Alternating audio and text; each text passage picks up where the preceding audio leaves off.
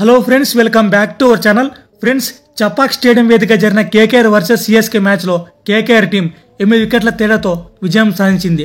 So CSK team ఈ మ్యాచ్లో కూడా ఓడిపోయి ఫ్యాన్స్ నిరాశపరిచింది. సిఎస్కే టీం మొత్తం 6 మ్యాచ్లు ఆడితే కేవలం 1 మ్యాచ్ మాత్రమే గెలిచింది. ప్రజెంట్ సిఎస్కే టీం పాయింట్స్ టేబుల్లో ఏకంగా 9 ప్లేస్ బాటమ్ ప్లేస్లో ఉన్నారు. ఇన్ఫ్యాక్ట్ వాళ్ళ నెట్ రన్ రేట్ చూసుకున్నా చాలా దారుణంగా ఉంది. ఏకంగా -1.554గా ఉంది. వాళ్ళ పాయింట్స్ టేబుల్ చూసుకున్నా కేవలం 2 పాయింట్లు మాత్రమే ఉన్నాయి. సో సిఎస్కే టీం ప్లేఆఫ్స్కు క్వాలిఫై అవ్వాలంటే వాళ్లకు మిగిలి ఉన్న 8 మ్యాచ్లో మ్యాక్సిమం 7 మ్యాచ్లు గెలవాలి. సిఎస్కే టీం ఖచ్చితంగా 7 మ్యాచ్లు గెలిస్తేనే ప్లేఆఫ్స్కి క్వాలిఫై అవుతుంది, లేదంటే వాళ్ళు ప్లేఆఫ్స్ నుంచి ఎలిమినేట్ అవుతారు. ప్రజెంట్ ఇప్పుడున్న సిచ్యువేషన్ చూస్తే సిఎస్కే చాలా దారుణంగా ఉంది.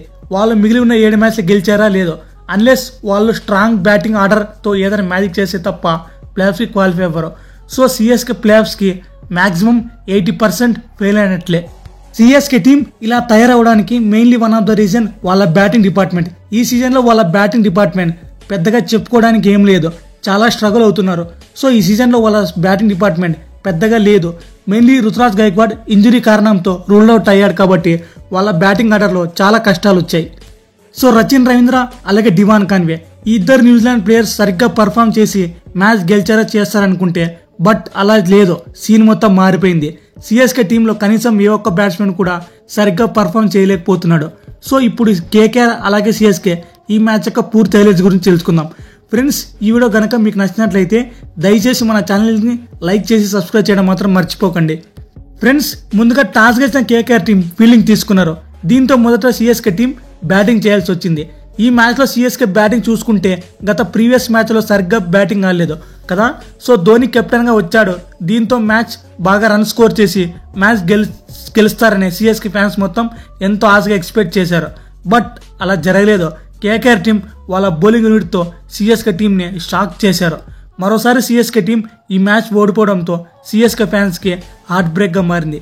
So CSK team IPL start అప్పటి నుంచి ఇప్పటి వరకు, అంటే 2008 నుంచి 2020 సీజన్ వరకు ఎప్పుడు ఇంత ఘోరంగా ఓడిపోలేదు.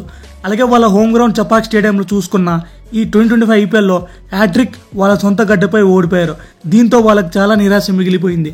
ఈ మ్యాచ్లో సిఎస్కే టీం బ్యాటింగ్ చూసుకున్నా పెద్దగా చెప్పుకోవడానికి కూడా ఏమీ లేదు. టాప్ ఆర్డర్ అలాగే మిడిల్ ఆర్డర్ ఏ ఒక్క బ్యాట్స్మెన్ కూడా మంచి ఇన్నింగ్స్ ఆడలేదు.